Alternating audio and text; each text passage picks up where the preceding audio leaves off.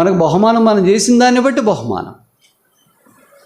ఎంత పని చేసినాం ఆయన కొరకు, ఎంత కన్నీరు గార్చినాం, ఎంత చేయి చాపినాం, ఎంత ప్రయాసపడ్డాం, దాని అంతటి కొరకే ప్రభు ఎదుట మనకు బహుమానం ఉంది. అందుకే 22వ అధ్యాయం 12వ వచనం ప్రకటన గ్రంథంలో చెప్పబడింది, ప్రతి వాని కొరకై సిద్ధపరిచిన ఏంటి జీతము ఎక్కడుంది? నా యొద్ద ఉంది. ప్రకటన గ్రంథంలో ప్రభువు అనేక ప్రవచనాత్మకమైన సంగతులు మన ఆత్మీయ సిద్ధపాటు కొరకు రాయించినాడని మనకు పరిచయం. ఈ అధ్యాయంలో లేదా మిగతా అధ్యాయాల్లో శబ్దము, స్వరము, బూరలు, ఉరుములు, విస్తారమైన జలములు అనే మాటలు మనకు కనిపిస్తాయి. ఇవన్నీ పోలికగా చెప్పబడిన ప్రభు ఆధ్యాత్మికమైన సిద్ధపాటులోనికి మనల్ని తీసుకురావటం కొరకే. కనుక ఆయన భార్య తను తాను సిద్ధపరచుకొని ఉన్నది. సిద్ధపాటు ఇది బైబిల్లో చాలా రకాలుగా మనకు కనిపిస్తుంది. ఆత్మీయమైన సిద్ధపాటును బట్టి ఆయన సంతోషంలో మనము ప్రవేశించే భాగ్యములోనికి వస్తాం. ఎవరు సిద్ధపడాలా? రక్షించబడిన వాళ్ళే కదా ఆయన భార్య. 19:1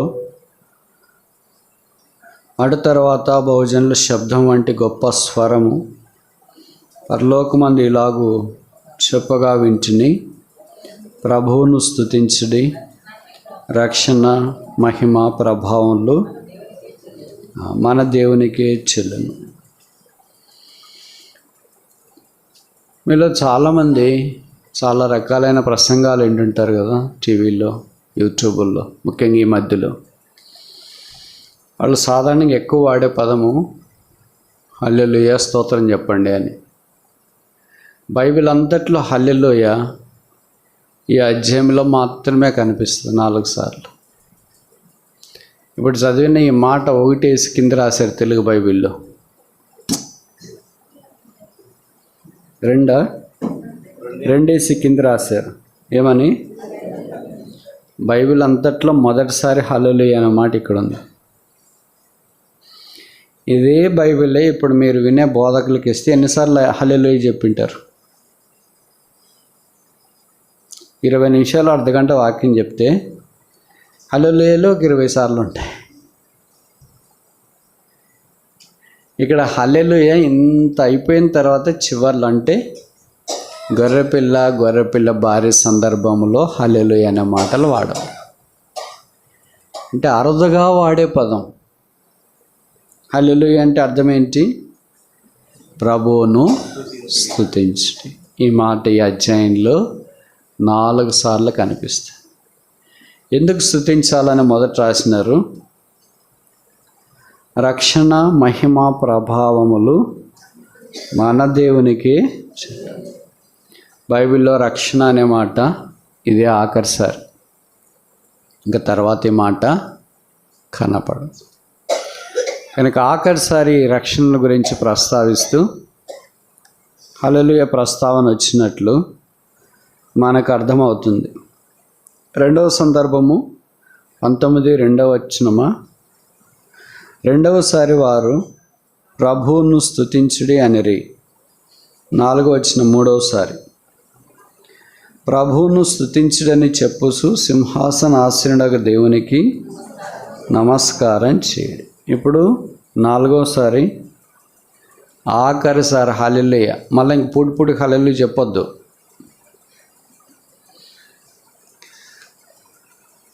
ఇక్కడ 6-7 వచనాలు మనం చదివాం కదా, మధ్య భాగం. ప్రభువునకు మన దేవుడు ఏలుచున్నాడు, ఆయనను స్తుతించు. ఇంకా హల్లెలూయా అయిపోయింది. అంటే 66 పుస్తకాలు ఎన్నిసార్లు? 4 సార్లు. ఇప్పుడు మీరు వినే బోధకులు ఎన్నిసార్లు చెప్తారు? మేము కాదు, మీరు వినేవాళ్ళు. చెప్పండి మరి, ఏది వాక్యానుసారము?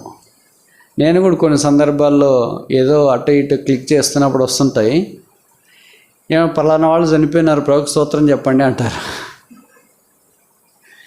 అది గొప్ప సంగతే కావచ్చు, చనిపోయినప్పుడు స్తోత్రం చెప్పేది. కానీ మానవులకు ఆ పని చేయలేం కదా. పలానా వాళ్ళు మందిరికి రాలేదు, ప్రభువుకు స్తోత్రం చెప్పండి అంటే అర్థమవుతుందే నేను చెప్పే మాటలు. అంటే ఊరికి హడావుడిగా మాట్లాడే పదంగా అది అయిపోయింది. ప్రభువుకు స్తోత్రం చెప్పాలా? ఏం కారణం ఉందా? ఈ పెళ్లి ప్రస్తావనలో, ఈ సిద్ధపాటులో హల్లెలూయా 4 సందర్భాల్లో రాయబడింది. ఎంతకు 4 సార్లు రాసినారు? 5 రాయొచ్చుగా, 3 రాయొచ్చుగా, 2 రాయొచ్చుగా. 4 సార్వత్రికాన్ని జ్ఞాపకం చేస్తుంది. 4 జీవులు, 4 దిక్కులు, 4వ దినాన సూర్యున్ని సృజించుట, 4 సువార్తలు, అపోస్తుల కార్యం 2:42, 4 స్తంభములు అంటే అపోస్తుల బోధ, సహవాసం, రొట్టె విచ్చుట, ప్రార్థన. ఇవన్నీ 4 ఏంటంటే యూనివర్సాలిటీ ఆఫ్ గాడ్, దేవుని యొక్క సార్వత్రికాన్ని జ్ఞాపకం చేస్తుంది. కనుక ఇక్కడ సిద్ధపాటులో ఆఖరిది ఏంటంటే హల్లెలూయా ప్రభువును స్తుతించు. అది ఆఖరి సిద్ధపాటు. ప్రభువును స్తుతించకుండా బహుశా వారు పూర్తిగా సిద్ధపడలేరేమో. సిద్ధపాటు 2 రకాలు. మొదటి రకం ఏంటంటే అంతరంగ సిద్ధపాటు, ఇన్వర్డ్ ప్రిపరేషన్. రెండవది ఏంటంటే బాహ్య సిద్ధపాటు, అవుట్వర్డ్ ప్రిపరేషన్. మనం సాధారణంగా దేనికైనా ఏ సిద్ధపాటుకు ప్రాధాన్యత ఇస్తాం? మొదటిదే, రెండవది. రెండవది బాహ్య సిద్ధపాటుకి ఎక్కువ ప్రాధాన్యత ఇస్తాం. ఏం బట్టలు వేసుకున్నాం, ఎలాగున్నాం, ఏంటి అనేది. బట్ అంతరంగంలో గిన్నె, నా గిన్నె నిండి, ఆ గిన్నె అనే హృదయానికి ఏమైనా సిద్ధపాటు ఉందా? అదేమైనా బాగుపడేటట్లు అనిపిస్తుందా? అంటే బహుశా దోపుతోనూ అజితేంద్రియత్వంతోనూ నింపబడి ఉందేమో, సువార్తలో చెప్పబడింది కదా. అలాంటిది సిద్ధపాటు కాదు. ఇప్పుడు 19వ అధ్యాయంలో ఆయన భార్య తాను ఆయన కొరకు ఏమైందంటే సిద్ధం చేసుకోవటానికి ఏం లోపాలు ఉన్నాయంట. ఇక్కడ రాశారు, ఎఫెసీ పత్రిక 5వ అధ్యాయం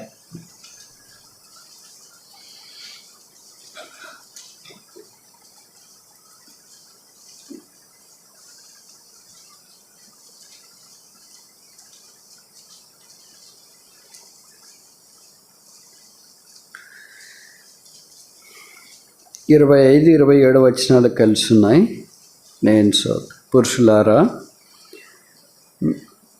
మీరును మీ భార్యలను ప్రేమించుడి, అటువలే క్రీస్తు కూడా సంఘమును ప్రేమించి అది కళంకమైనను ముడతైనను అట్టిది మరి ఏదైనను లేక పరిశుద్ధమైనదిగాను నిర్దోషమైనదిగాను మహిమగల సంఘముగాను ఆయన తన ఎదుట దాన్ని నిలువబెట్టుకొనవలనని వాక్యముతో ఉదక స్నానము చేత దానిని పవిత్రపరచి పరిశుద్ధపరచుటకై దాని కొరకు తన్ను తాను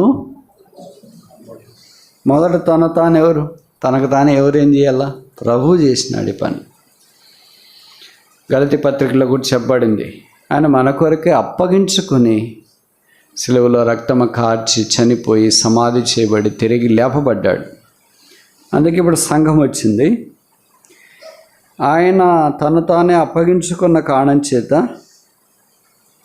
మనము కూడా ఇప్పుడు సిద్ధపడాల. ఏంటి? కళంకము ముడత అచ్చేది మరి ఏది లేకుండా. ముడతలు దేనికి వస్తాయి? కళంకం దేనికి వస్తాయి? ఇప్పుడు కొంతమంది ముఖం మీద ముడతలు వస్తున్నాయని ఏదో క్రీములు అవి పూసుకుంటారు. ఎప్పుడు యవనస్తులుగా కనపడాలా అని. వాళ్ళకి ముడతలు పోవు కానీ ఇంకా ఎక్కువ ముడతలు వస్తాయి.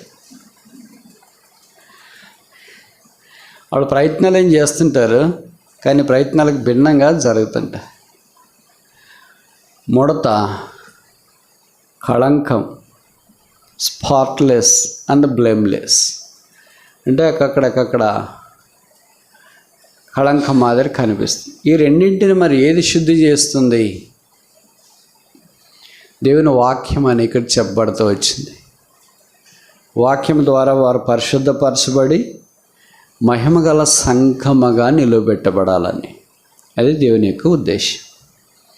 కనుక ఈ సిద్ధపాటులోనికి మనం రానంత దాకా మనకి కళంకం ఉంటుంది, ఇంకేముంటుంది, ముడత కూడా ఉంటుంది.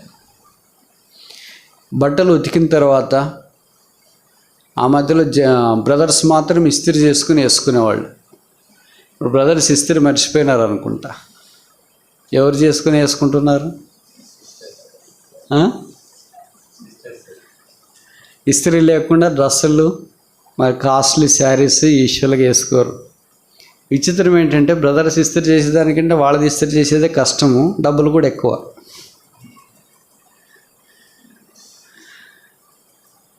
ముడతలు పోవాలని ఇస్త్రీ ఎందుకు చేస్తున్నారు?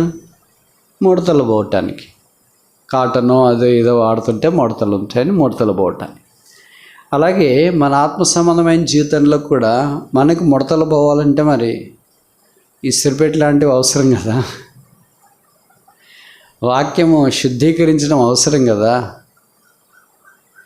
అది మన జీవితాలని ఉన్న ముడతలు తీసివేస్తుంది. ముడతలు ఏం జ్ఞాపకం చేస్తుందంటే వయసుని జ్ఞాపకం చేస్తుంది. కళంకం ఏమి జ్ఞాపకం చేస్తుందంటే కలిసిపోవటాన్ని జ్ఞాపకం చేస్తుంది. ఈ రెండింటి నుండి తప్పించబడినప్పుడే ద గ్లోరియస్ చర్చ్, మహిమగల సంఘముగా సిద్ధపరచబడుతుంది. అప్పుడు హల్లెలూయా. ఊరికి గంతలేసి తిరిగితే అటు ఇటు తిరిగిన వెంటనే హల్లెలూయాలు కాదు. ఎప్పుడు హల్లెలూయా? సంఘముకి ముడత, మచ్చ, డాగు, కళంకము అట్టిది ఏమీ లేకుండా అయినప్పుడు అప్పుడు హల్లెలూయా చెప్పాలి. మనం పైనుండి కింద దాకా అన్నీ అవే పెట్టుకొని హల్లెలూయా చెప్పండి, స్తోత్రం చెప్పండి, అది చెప్పండి, ఇది చెప్పండి చెప్తూనే ఉంటాం కానీ క్లీన్ అయితే కదా. ఇప్పుడు అది అర్థమవుతుందా మీకు? 19వ అధ్యాయంలో ఎందుకు చెప్పారు హల్లెలూయా అని? అంటే హల్లెలూయా అనేది అంత అరుదైన పదంగా ఈ సంఘం ఆ స్థితిలోనికి రావటానికి ఉపయోగం. అందుకనే మనం రక్షణ పొందినప్పుడు లూకాసు సువార్త 15వ అధ్యాయంలో తప్పిపోయిన గొర్రె, తప్పిపోయిన నాణ్యము, తప్పిపోయిన కుమారుని యొక్క సందర్భాలు మనకు తెలుసు. అక్కడ దొరికిన తర్వాత ఏమైంది? ఏమొచ్చిందమ్మా? 15వ అధ్యాయం, లూకాసు సువార్త 15వ అధ్యాయం.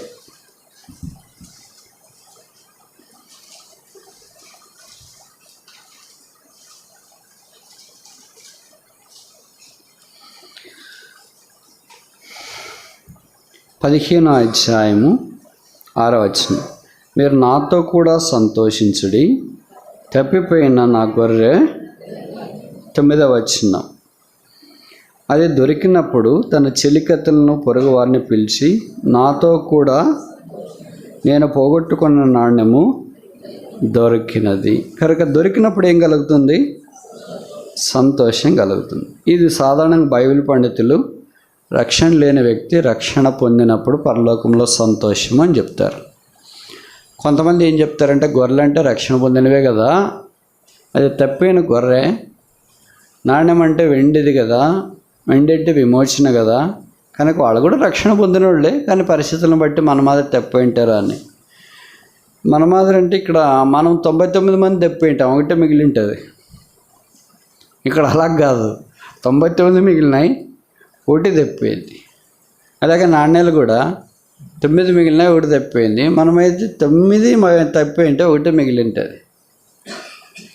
అఫ్కోర్స్ తప్పైన కుమారుడు దగ్గరికి వచ్చేటప్పటికి ఇద్దరు బయటే ఉన్నారు, తండ్రి ఒక్కడే లోపటున్నాడు. అంటే తప్పైన శాతం ఎంత?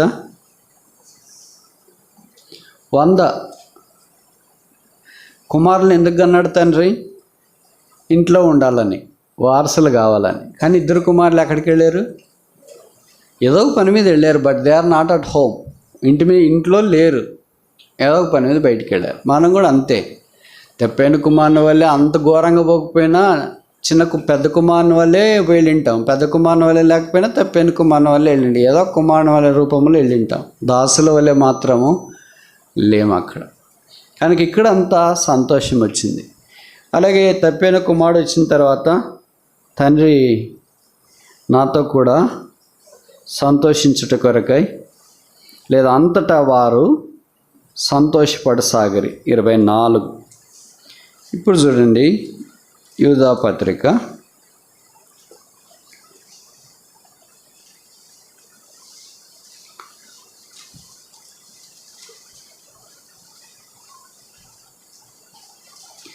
24:5 వచనాలు కలిసి ఉన్నాయి. 24, 25. తొట్టిల్లకుండా మిమ్మల్ని కాపాటకును తన మహిమ ఎదుట ఆనందముతో. ఇప్పుడు ఆ పదాలు ఎక్కడ వాడబడినాయి? మొదట ఎక్కడమ్మా? ఎఫెసీ పత్రిక 5వ అధ్యాయంలో మనం చూసాం కదా, ఆయన తన ఎదుట దానిని నిలువబెట్టవలనని. ఎలాగా? నిర్దోషమైనదిగా. ఇప్పుడు సంఘము లేదా వ్యక్తులు ఇక్కడ నిర్దోషమైన వారుగా నిలబెట్టినప్పుడు ఏం కలిగింది మరి? ఆనందముతో మిమ్మను నిర్దోషులుగా నిలువబెట్టుటకు. ఆనందముతో అని తెలుగు బైబిల్లో రాశారు. ఇంగ్లీష్ బైబిల్ ఎవరి దగ్గర ఉందే చదువు వచ్చేవాళ్ళతో? ఈశ్వరులకు చదవలేని వాళ్ళు తెచ్చుకుంటుంటాడు దాన్ని. ఫ్యాషన్ కన్నా చిన్నగా ఉంటుందన్నో, ఇంగ్లీష్ వచ్చని వేరే వాళ్ళు అనుకోవాలన్నో ఎందుకో తెచ్చుకుంటారు. ఎవరైనా వచ్చిన వాళ్ళు ఉంటే చదవండి, లేకపోతే నేను చదువుతా. ఎక్సీడింగ్ గ్రేట్ జాయ్, అత్యానందం, ఎక్కువైన ఆనందం. తెప్పైన నాణ్యము, తెప్పైన గొర్రె, తెప్పైన కుమారుడు దొరికినప్పుడు ఏమొచ్చింది? జాయ్. అంతే, సంతోషం వచ్చింది. ఈ సంఘం మహిమగలదిగా నిలబెట్టినప్పుడు ఏమొచ్చింది? ఎక్సీడింగ్ జాయ్, గొప్ప సంతోషం వచ్చింది. కనుక ఒక వ్యక్తి రక్షణ పొందినప్పుడు సాధారణంగా కలిగే సంతోషం కంటే ఆ రక్షణ పొందిన వ్యక్తి దేవుని ఎదుట చివరిదాకా నిలబడి మహిమగల నిర్దోషమైన సంఘంలో భాగము కావనేప్పుడు దేవునికి కలిగే సంతోషము ఎక్కువ. అందుకనే పౌలు కూడా అన్నాడు కదా, ప్రతి వాణిని ఆయన ఎదుట నిలువబెట్టుట కొరకై. కనుక ఉద్దేశం ఏంటంటే అందరము మనము ప్రభు సన్నిధిలో మత్స మరక డాగు లేని వారుగా నిలువబడాలని దేవుని యొక్క ఉద్దేశం. దాని కొరకే ఈ వాక్యం అనే ఉదక స్నానం. ఇది మనల్ని శుద్ధీకరిస్తూనే ఉంటుంది, కడిగి పరిశుద్ధపరుస్తూనే ఉంటుంది. అందుకే పాత నిబంధనలోకి 2 ఉదాహరణలు చూపించి నేను ముగించడానికి ప్రయత్నం చేస్తాను. మొదటి ఉదాహరణ ఎక్స్టర్నల్ ప్రిపరేషన్, బాహ్య సంబంధము. ఉదాహరణకి రూతు గ్రంథము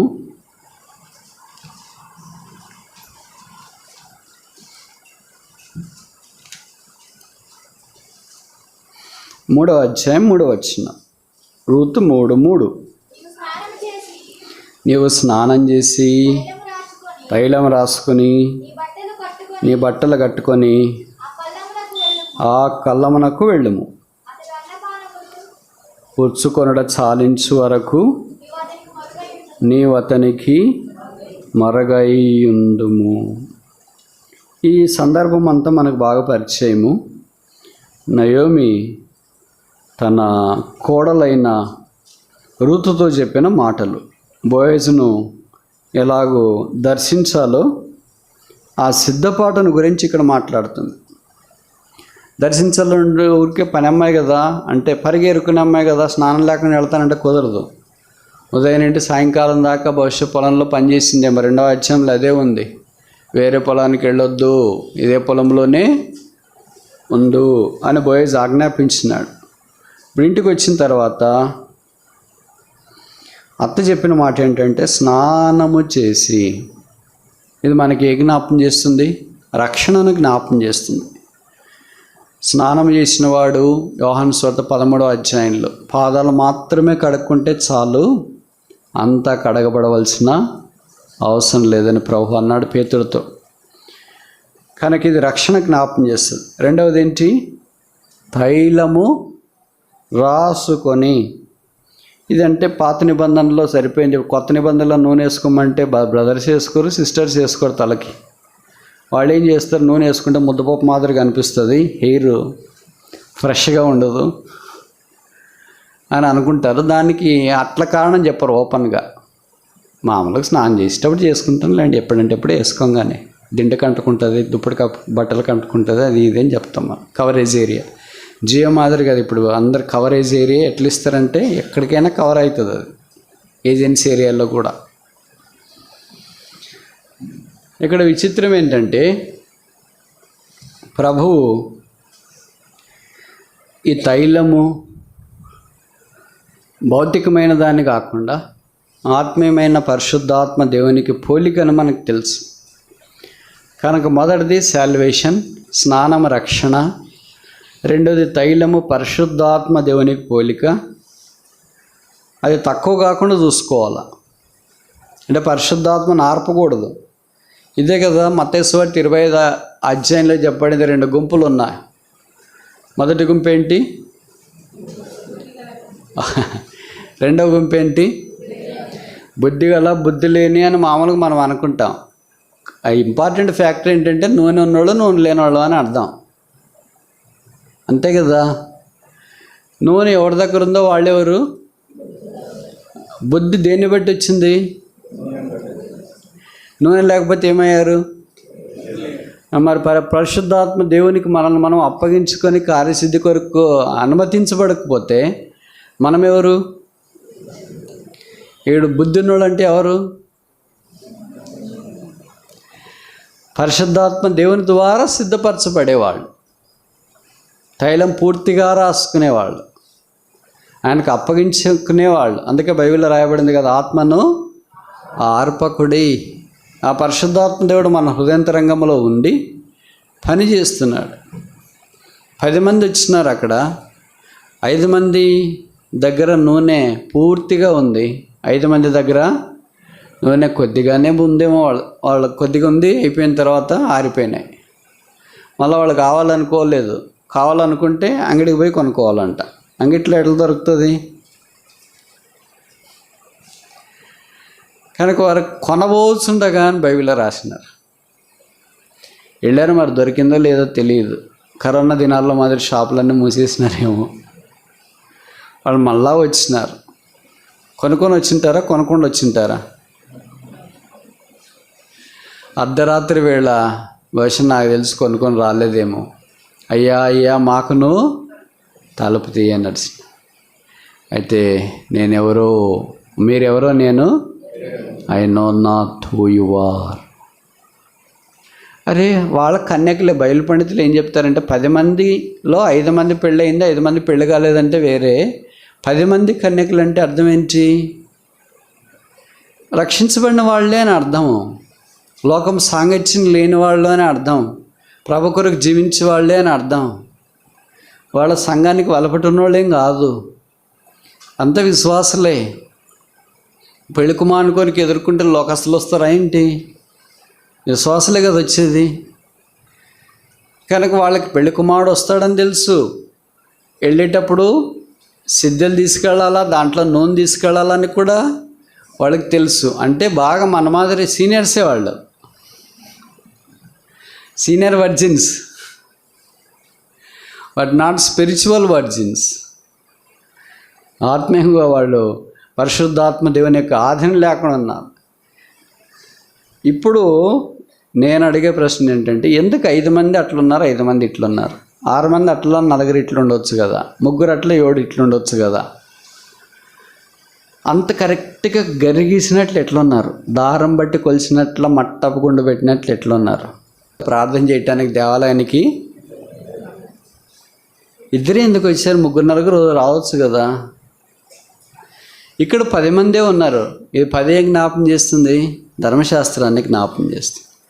5 మంది అట్ట 5 మంది ఇట్టున్నారంటే 50% ప్రతి సంఘంలోన 50% పరిశుద్ధాత్మ దేవునికి అప్పగించుకొని సిద్ధపడే వాళ్ళు ఉంటారు.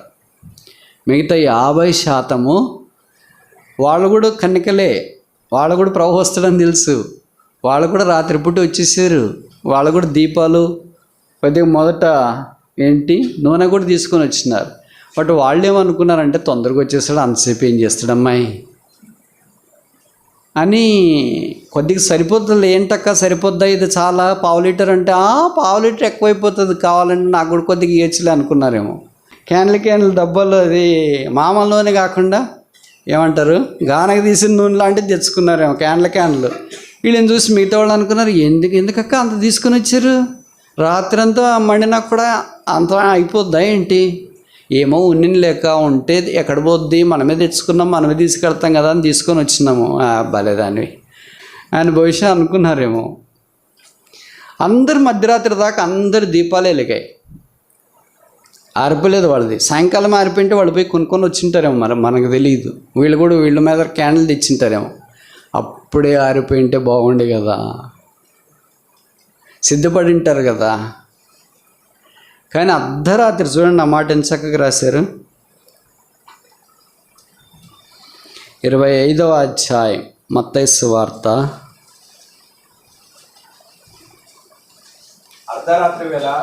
అర్ధరాత్రి వేళ ఇదిగో పెండ్లి కుమారుడు రండి అను కేక వినపడెను. అప్పుడు ఆ కన్యకలందరూ లేచి తమ డ్యూటీలను చక్కబరిచిరి, కానీ బుద్ధిలే నా కన్యకలు మా డ్యూటీలు ఆరిపోవచ్చున్నవి, ఆరిపోయినాయి కాదు. ఇప్పుడు చూడమ్మా, నేను చెప్పే మాటలు ఆలకించండి. అందరు నిద్రపోయినారు లేదా? బుద్ధినోళ్ళు నిద్రపోయినారు, లేనోళ్ళు నిద్రపోయినారు. అంటే అందరు ఈక్వల్, దాంట్లో నిద్ర లేని తేడా లేదు. అందరికి స్వరం వినిపించిందా లేదా? అందరికీ వినిపించింది. పోనీ 5 మంది లేచి మిగతా 5 మంది పడుకున్నారా? అలాగ లేదు, ఇక్కడ రాయబడింది అందరూ లేచినారంట. కనుక అందరు పడుకున్నారు, అందరు ఎదురు చూచినారు, అందరూ సిద్ధులు తెచ్చినారు, అందరి నూనె తెచ్చినారు, అందరు ఎదురు చూచినారు, అందరు అర్ధరాత్రి వేళ స్వరం విన్నారు, అందరు లేచినారు. నా బదులు నువ్వు ఎదుర్కోలే అని చెప్పట్లేదు వాళ్ళు, అందరూ లేచినారు. ఇప్పుడు 5 మంది మాత్రం, అంటే బుద్ధి లేని వాళ్ళు తమ దివిటీలు ఆరిపోయి ఉంటే బాగుండేది, మళ్ళీ వాళ్ళు జాగ్రత్తగానే చూసింటారు. ఆరిపోవచ్చున్నవి, పరిశుద్ధాత్మను ఆర్పకుడి, ఆరిపోవచ్చున్నాడు కనుక ఇప్పుడు మరలా పరిశుద్ధాత్మ దేవుని యొక్క అవసరం వారికి అనిపించింది. అందుకని ఇక్కడ రాయబడిన వాక్య ప్రకారం ఏంటంటే, మా డ్యూటీలు ఆరిపోవచ్చున్నావు కనుక మీ నూనెలో కొంచెము మాకీయుడని బుద్ధి గల వారిని అడిగిరి.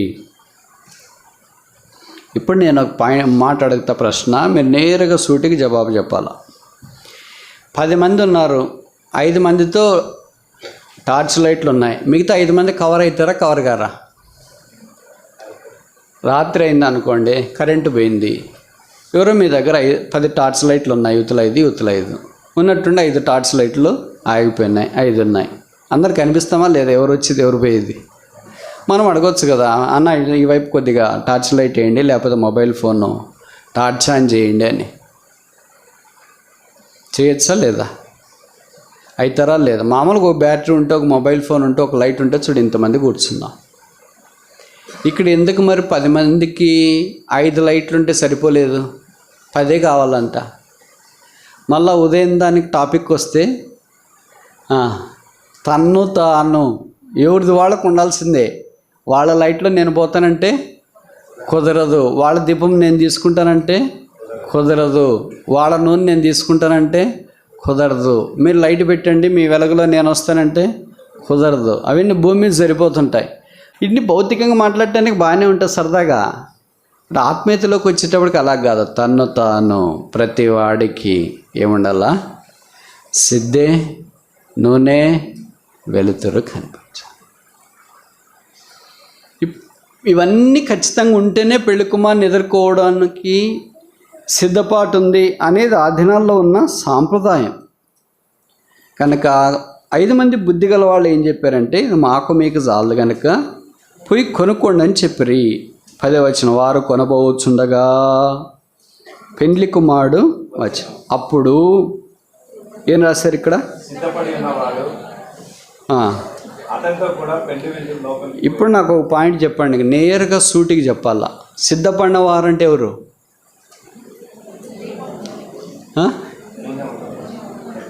Very good. మన భాషలో ఇప్పుడు చెప్పాలంటే బుద్ధిగల కన్యక.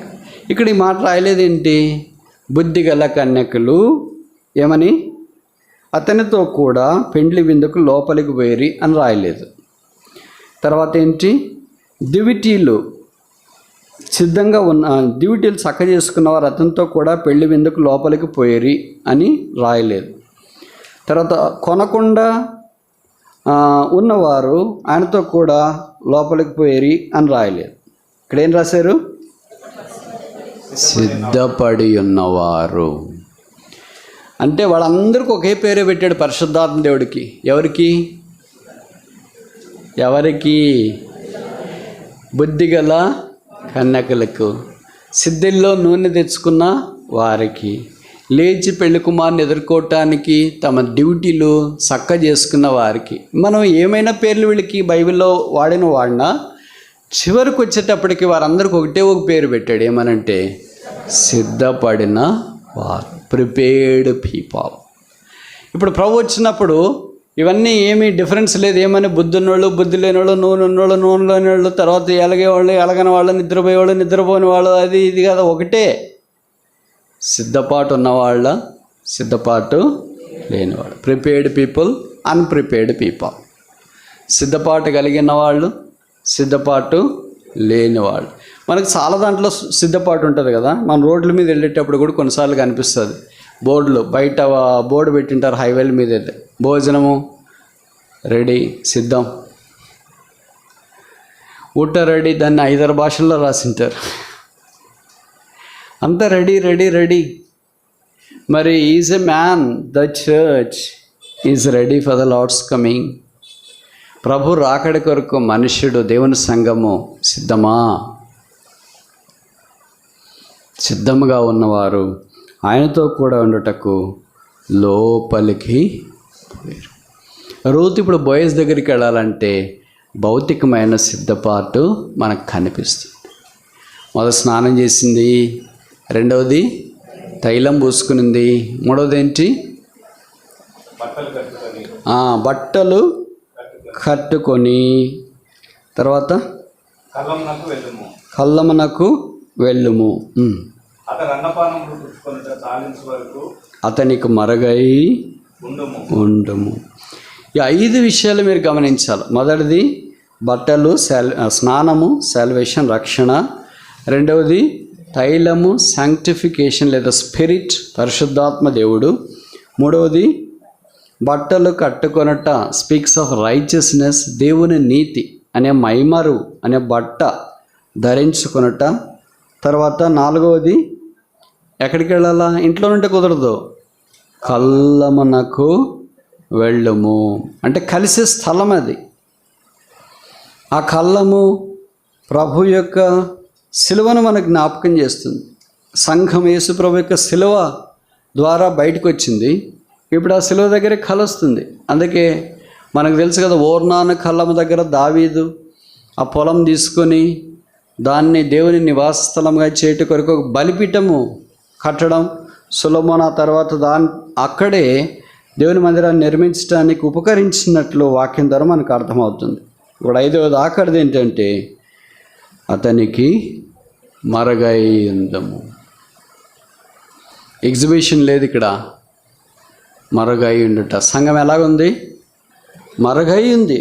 ఓ దినాన్ని సంఘముకున్న ఈ మరుగు తీసివేయబడుతుంది. కనుక బోయజునామే కలబోతున్న అందమైన దృశ్యము ఈ వాక్యంలో మనం చూస్తున్నాం. మన పరలోక బోయజైన ప్రభువారిని మనము దినాన్ని కలవబోతున్నాం. మరి 5 రకాలైన సిద్ధపాటు మనకు చాలా ప్రాముఖ్యమని జ్ఞాపకం చేయబడుతుంది. బోయజ్ అనిరాలే, విధవరాలే, ఇవన్నీ చేసేటప్పుడు ఎవడన్నా ఏమని అనుకుంటారు, లోకంలో భౌతికంగా మాట్లాడాలంటే ఈమెకి ఈ వయసులో ఇవన్నీ ఎందుకబ్బా వైధవ్యం కలిగింది, ఎక్కడో కాని ఊర్లో నుండి వచ్చింది, ఏదో మామూలుగా సాదాసీదాగా ఉంటే అయిపోయింది కదా అని అనుకుంటాం. సిద్ధపాటు లేకుండా బోయజ్ని ఎలాగో కలవటానికి వీల్లేదో మనం కూడా మన పరలోక బోయజ్ని యేసుప్రభు వారిని కలవటానికి సిద్ధపాటు లేకుండా వీలు లేదు. కనుక ఇంకెవరైనా రక్షణ పాపక్షమాపణ మారమనసు పొందకుండా ఉంటే ప్రభు వస్తే నేను కలుస్తానులే అని అనుకోవద్దు. నువ్వు భవిష్యత్తు వినొచ్చు, ఆయన వచ్చేది కూడా సిద్ధంగా ఉండొచ్చు, మిగతా వాళ్ళందరిలో కలిసి ఉండొచ్చు. వీళ్ళు 5 మంది బుద్ధి లేని కన్యకులు, వాళ్ళు వేరే అపార్ట్మెంట్లో వేరే కార్లో రాలేదు. వీళ్ళందరూ ఎక్కడున్నారు? ఒకే దగ్గరే ఉన్నారు. ఒకే స్వరమే వినిపించింది, ఒకే మాటలే వినిపించినాయి. They are all together but their hearts are different. హృదయాలు వేరుగా ఉన్నాయి. సిద్ధపడిన హృదయాలు, సిద్ధపడని హృదయాలు. రూతు వల్లే సిద్ధపడిన వాళ్ళు ఉన్నారా? సిద్ధం కాకుండా నయం వెళ్ళిపోయింది, మన్నించండి. ఓర్ఫా వెళ్ళిపోయింది. మరి ఆమె గురించి ఇక్కడ స్నానం చేసినట్లు, తైలం పూసుకున్నట్లు, బట్టలు కట్టుకున్నట్లు, కళ్ళానికి వెళ్ళినట్లు, దాగి ఉన్నట్లు వాక్యంలో మనము ఇప్పుడు మీకు బాగా తెలుసు కదా, రూతు, ఓర్ఫా, వీళ్ళు కూడా ఒక అత్తకి 2 కోడళ్ళు. ఎంతమంది లోకానికి వెళ్ళిపోయారు, ఎంతమంది నిలబడ్డారు? శాతం ఎంత? 50%. విశ్వాసం ఒకే అత్తకి కోడలే. ఈ నయం ఏ జ్ఞాపకం చేస్తుంది? సంఘమును జ్ఞాపకం చేస్తుంది. నయమికి శిరస్సు లేనట్ల సంఘానికి కూడా దృశ్యమైన శిరస్సు లేదు, అదృశ్యమైన శిరస్సు ఆయన యేసుక్రీస్తు ప్రభు. ఆయన సంఘమునకు శిరస్సు. అందుకే ఇక్కడ నయమి భర్త పేరు మనకు తెలుసు కదా, ఎలీమెలెక. ఎలీమెలెక అంటే అర్థం ఏంటి? గాడ్ ఈజ్ మై కింగ్, దేవుడు నా రాజు అని అర్థం. ఆమె ఒక్కతే ఉంది. ఆయన చనిపోయిన తర్వాత కుమారులు 2 చనిపోయారు, 2 కోడళ్ళు మిగిలారు. ఇది సంఘం యొక్క ఒక చిన్న చిత్రపటం. అంటే సంఘం చూడటానికి ఎలాగుంటుంది? ఒక ఇంట్లో 3 వైధవ్యం కలిగిన వాళ్ళు ఉన్నారనుకో, ఎలాగుంటుంది ఆ ఇల్లు? ఆ ఇంటి దగ్గరికి అందరు ఇస్తారా? మలక్కలంతా ఆ 3 పెళ్ళిళ్ళకి పిలుస్తారా? శుభకార్యాలకు పిలుస్తారా? మంగళ వాయిద్యాలు, మేళతాళాలు, భజన బాంత్రికులకి ఆ 3 పిలుస్తారా? వాళ్ళు ఏంటక్క ఏమో జరుగుతుంది కదా అని పక్కన వాళ్ళు అడిగినా ఏం లేదులేండి, మేము అక్కడికి వెళ్ళేసి వస్తున్నాం, వచ్చిన తర్వాత చెప్తాం మీకు, వీళ్ళు వస్తారేమో అని వాళ్ళకి భయం. అందుకే వైద్యం కలిగిన వాళ్ళు మొఖాలు చుట్టానికి కానీ, లోకాన్ని సంగతి చెప్తున్నా, విశ్వాసాల సంగతి కాదు, మాట్లాడటానికి కానీ, వాళ్ళ ఇంటికి వెళ్ళి కలిసి ఉండటానికి కానీ మిగతా వాళ్ళు ఇష్టపడరు. వాళ్ళు నిరాకరించినట్ల శాపగ్రస్తమైన కుటుంబంగా పరిగణించబడుతుంది. ఏదైనా సంఘం యొక్క పరిస్థితి అలాగే ఉంది. సంఘం కూడా బయటికి ఎలా కనిపిస్తుంది? వెరీ అగ్లీ, బలహీనంగా కనిపిస్తుంది, అందవిహీనంగా కనిపిస్తుంది, ఎవరు ఇష్టపడినట్లు కనిపిస్తుంది. ఎవరు ఇంటికి రాకుండా ఎలాగుంటారు, ఇక్కడ కూడా మందిరానికి రాకుండా అలాగే చాలామంది ఉండిపోతూ ఉన్నారు. ఇప్పుడు ప్రభుకు స్తోత్రాలు. ఈ వైధవ్యం కలిగిన దాంట్లో ఆమె ఓర్ఫా వెళ్ళిపోయిన తర్వాత నయం అనుకోలేదు, ఇంకా అమ్మాయి కూడా వెళ్ళిపోయింది కదా, రూతు చూసుకుంటుంది, నా దారి నేను చూసుకుంటానని అనుకోలేదు. రూతు కొరకు సిద్ధపరుస్తుంది బోయస్ను. బహుశా పరిశుద్ధాత్మ దేవునికి పోలికేమో, అది మనకు తెలియదు. కనుక విచిత్రం ఏంటంటే ఇక్కడ లోకంలో కలిసిపోయిన ఓర్ఫా వలె 50% మనం ఉండకూడదు. రూతు వలె సిద్ధపడి 50% మనం ఉండాలి. రూతు పేరిట ఒక పుస్తకం వచ్చింది, ఓర్ఫా పేరిట ఒక పుస్తకం వచ్చిందా? మీలో ఖచ్చితంగా ఒకళ్ళైనా రూత్ అని పేరు పెట్టుకున్న వాళ్ళు ఉంటారు, ప్రతి సంఘంలో ఒకళ్ళైనా. ఎవరైనా ఓర్ఫా అని పేరు పెట్టుకున్న వాళ్ళు ఉంటే చేయొద్దండి, ఎందుకంటే వేరే దగ్గర ఎక్కడైనా పెడతాం. బైబిల్లో స్త్రీతో ఉన్న మొదటి పేరు ఇదే, గ్రంథం. దేవుడు ఆమెను ఎంత ఆశీర్వదించినాడంటే ఆమె తీర్మానాన్ని గణపరిచి ఆమె సిద్ధపాటును దేవుడు అంగీకరించినాడు. కనుక ఆమె ఇంత సిద్ధపడిన తర్వాత చివరి 5వది ఏంటంటే మరుగై ఉండవలను. వెళ్ళి నువ్వేమీ ఎగ్జిబిషన్ చేయాల్సిన పని లేదమ్మా, నువ్వు వచ్చినావని అంటే మనకు తెలుసు కదా, కొన్నిసార్లు మనం ఇక్కడ ఉన్నామని తెలియటానికి ఏం చేస్తాము? అటు ఇటు తిరుగుతుంటారు, కొంతమంది శబ్దం చేస్తుంటారు. బాగా తెలివైన వాళ్ళు ఏం చేస్తారు, అక్కడే కూర్చొని దగ్గుతుంటారు. అంటే మా వైపు చూడండి, మేము వచ్చినాము, ఇక్కడ ఉన్నాము అని. ఇవన్నీ రోజు చేసేవే కదా, మళ్ళీ మీరు ఫీల్ ఎందుకు అవుతున్నారు? నా సీ మై ప్రజెన్స్, నేను ఇక్కడ ఉన్నాను కదా, పొడి దగ్గది, రాని దగ్గు తెచ్చుకుందా దగ్గుతుంటారు. రూత్ అలాగే ఏమీ చేయలేదు, మరగాయి ఉంది. బోయజ్ వచ్చిన తర్వాత, ఆయన పడుకున్న తర్వాత వెళ్ళి ఆయన కాళ్ళ మీద పడింది. ఆ తర్వాత జరిగిన సంగతి అంతా ఒక చరిత్ర. మనం కూడా పరలోక బోయజ్ను దినాన్ని కలవబోతూ ఉన్నాం. ఆయన రాబోతున్నాడు. ఆయనను ఎదుర్కోవటానికి సిద్ధపడే ఈ రూతు వల్లే మనం ఉండాలని దేవుని యొక్క ఉద్దేశం. ఈ కళ్ళము దగ్గరికి వస్తేనే తర్వాత పురద్వారం వద్దకు వచ్చింది 4వ అధ్యాయంలో. కళ్ళం దగ్గరికి రాకుండా పురద్వారం దగ్గరికి రాలేం. ప్రభువుని కలుగుకోకుండా 19వ అధ్యాయం లేకుండా ఒకేసారి 21, 22వ అధ్యాయంలో అదేంటి 12 గుమ్మాలు ఉన్నాయి, 12 పునాదులు వేయబడ్డాయి, వజ్రవైడూర మరకత మాణిక నీళ్ళ కెంపుల పచ్చలతో పొదిగించబడింది. అక్కడ ఉంది సింహాసనం వేయబడి నేను చూచితిని.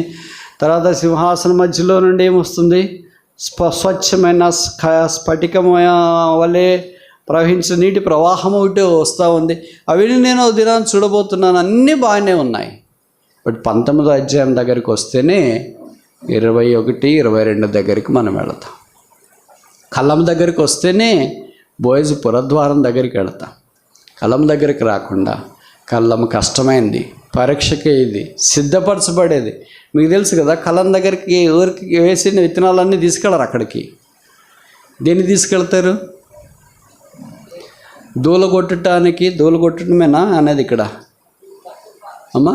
తూర్పు ఆరబట్టించడానికి సిద్ధంగా ఉన్న వరిని కానీ దేన్నైనా కానీ కళ్ళం దగ్గరికి తీసుకెళ్తారు. అది సిద్ధంగా లేకపోతే కళ్ళం దగ్గరికి తీసుకెళ్ళరు. ఎక్కడ ఉంటుంది మరి? అది పొలంలోనే ఉంటుంది. 2వ అధ్యాయం పొలంలో ఉంది. ఇప్పుడు 3వ అధ్యాయంకి వచ్చేటప్పటికి ఏంటి, కళ్ళం దగ్గరికి వచ్చింది. కనుక కళ్ళం దగ్గరికి మనం రావాలంటే అక్కడికి సిద్ధంగా ఉండాలా. గోధుమలా గురుగులా తూర్పుకి అంటే తూర్పు ఆర పట్టించేటప్పుడు గాలికి నిలబడతామా, గాలికి కొట్టుకొని పోతామా? గాలికి నిలబడే వాటిని ఏమంటాము? గట్టి గింజలు అంటాం. గాలికి కొట్టుకుపోయేది ఏమంటాము? పొట్టు, తాలు. అది తేలిగ్గా ఉంటుంది, భారం లేకుండా ఉంటుంది. అంత కొట్టుకుపోతుంది, గురగల వలె వెళ్ళిపోతుంటాయి. గోధుమ వలె అలాగే నిలబడితే ఆ ధాన్యపు రాశి దగ్గర ఎవరున్నారు? బోయజ్ ఉన్నాడు. ఆ బోయజ్ను మనం కలుసుకోబోతున్నాము దినాన్న. ఇప్పుడు ధాన్యము రాశి దగ్గర ఆయన ఎందుకు ఉండాలా? ఆ ధాన్యం రాశి ఏంటి?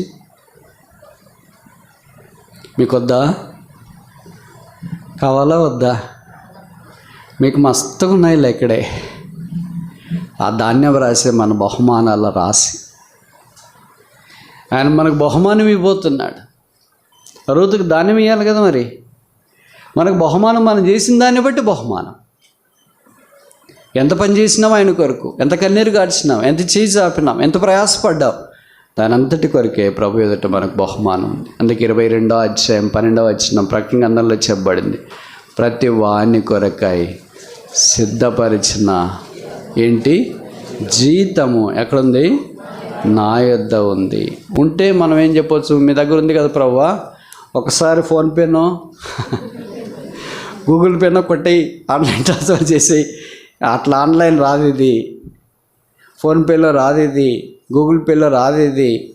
ఇది మనిషి ఇన్ పర్సన్ వెళ్ళి తీసుకోవాలి. It's not online transaction. ఇక్కడే ఉంటానులే ప్రభు ఆన్లైన్లో పంపించిన రకమని అలాగే చెప్పట్లేదు ఆయన.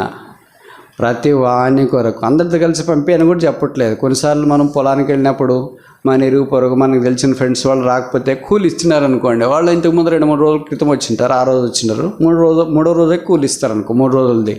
రైతు కూలి ఇచ్చేటప్పుడు ఏంటి, పలానా అమ్మాయి రాలేదంటే, రాలేదండి మీరు ఇచ్చేసేయండి నేను తీసుకొని వెళ్తా, సరేనమ్మా ఇదిగో తీసుకెళ్ళి ఇవ్వు అని ఇస్తారు పక్కన వాళ్ళది. ఇట్లా ప్రభు అలాగే ఇయ్యడు. మా అక్క రాలేదు, మా అమ్మ రాలేదు, మా ఆయన రాలేదు, మా ఆవిడ రాలేదు, వాళ్ళ బహుమానాలు కూడా నాకు ఇవ్వని. ఎలాగో నీకేం లేదు కదా వాళ్ళదని తీసుకుందామని నువ్వు సమరపడిపోతుంటావు.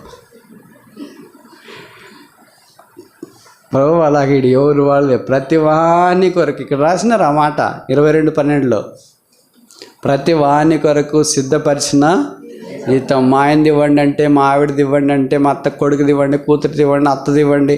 బాగలేదండి ఆమె రాలేదు, వీల్ చైర్ మీద ఉంది, కిందే ఉంది, మీరు ఇచ్చేసిస్తే మేము ఇస్తామని అడ కుదరదు. ఇక్కడ భూమి మీద అయితే ఏదన్నా ఇలాంటి బహుమానాలు పొందినప్పుడు రాష్ట్రపతి అలాంటి వాళ్ళు గొప్పవాళ్ళు ఇచ్చేటప్పుడు కొన్నిసార్లు బలహీనలు ఉంటారు కదా, వాళ్ళు వీల్ చైర్ మీద తీసుకెళ్తుంటారు. వాళ్ళేం కూర్చొని ఉంటారు, ఇచ్చేవాళ్ళు మాత్రము నిలబడి ఇస్తుంటారు. ఇంకా వీల్ చైర్ మీద కూడా వెళ్ళలేని వాళ్ళు కొంతమంది ఉంటారు అనుకో, వాళ్ళ తరపున ఎవరైనా వెళ్ళి తీసుకొని వస్తారు. ఇప్పుడు పరలోక రాజ్యం అలా కాదు, ఎవరు వీల్ చైర్లు ఉండవు, ఎవరికి అద్దాలు ఉండవు, ఎవరికి షుగర్ ఉండదు, ఎవరికి బీపీ ఉండదు, ఎవరికి కాళ్ళ నొప్పులు ఉండవు, ఎవరికి మోకాళ్ళ నొప్పులు ఉండవు. అంత మహిమా దేహం ఉంటుంది కదా. ఆయన ఇక్కడ వచ్చిన ప్రభా 50% పక్కన పోండి, 50% పక్కన పోండి. 50%? బుద్ధి లేని కన్యకలు, సిద్ధంగా లేని వాళ్ళంతా మీరు పక్కకు పోతారా, నేను పక్కకు పోమనాలి. అదేంటి ప్రభా, బాగానే సిద్ధపడ్డాం కదా. ఎంత సిద్ధపాటు, ఆదివారం అంటే సిద్ధపాటు, సోమవారం అంటే శనివారం దాకా అంత సిద్ధపట్టే కదా. మరి అది అగ్ని చేత కాల్చబడింది, గడ్డి కర్ర కొయ్యకాలు అది నిలవబడలేదు. బంగారము వెండి వెలగల రాళ్ళతో చేసిన పరిచర్య కట్టబడింది, అగ్ని పరీక్షకు నిలిచింది. దేవుడు దాన్ని అంగీకరిస్తున్నాడు, దానికి తగిన ప్రతిఫలం బహుమానం ఇవ్వదు. 1000 ఏండ్ల పరిపాలన ఉండబోతున్నాం, సంఘం ఆయన కొరకు సిద్ధపరచబడతా ఉంది. జవాబు ఏంటి, స్పందన ఏంటి? రూతు వలె మనం సిద్ధపడితే, రూతు బోయజుని కలిసినట్లు మనం పరలోక బోయజుని యేసు ప్రభువాన్ని కలుస్తాం. ఆయన భార్య తన్ను తాను సిద్ధపరచుకుని